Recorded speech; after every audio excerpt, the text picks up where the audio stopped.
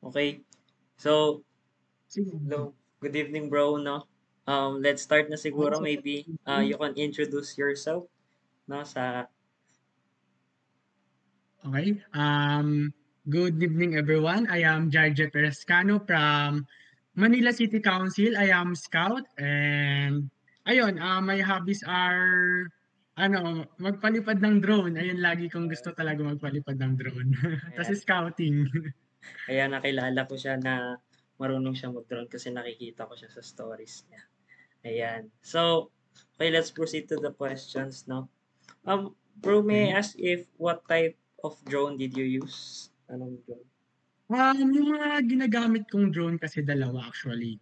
Yung una, DJI Neo, doon ako nag-start magpalipad. Yung DJI Neo, good siya for beginner kasi kahit bumangga siya matibay.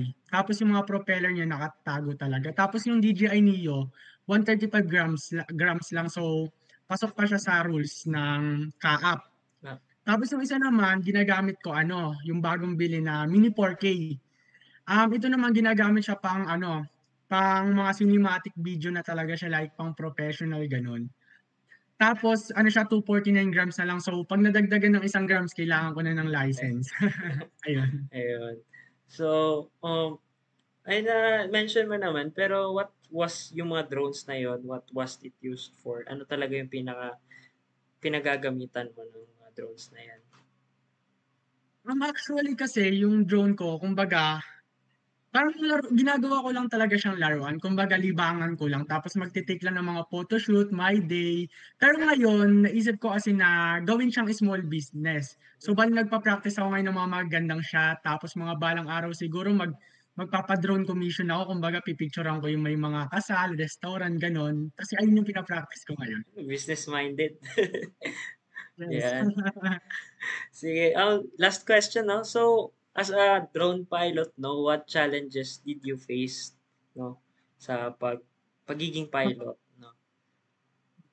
Alam mo yung mga challenge na to, lalo na especially nung bagong bili talaga ng drone na sobrang hirap talaga control niya nung una na kumakapapa talaga. Tapos bumabangga. Tapos lalo na yung mga hangin. Kasi minsan may mga I have experience kasi na nasa mataas yung drone tapos biglang humangin. So may posibilidad na mawala yung drone mo. So ayun yung mga isa sa mga kinakatakutan ko pag nagpapalipad. Tapos yung mga obstacle din pala. Like yung mga wire na hindi nakikita sa malayo tapos magugulat ka na lang nasa harap ka na ng drone tapos babagsak siya ganun. Ayun. So, grabe, ilang ano ka na ba nagpapalipad ng drone?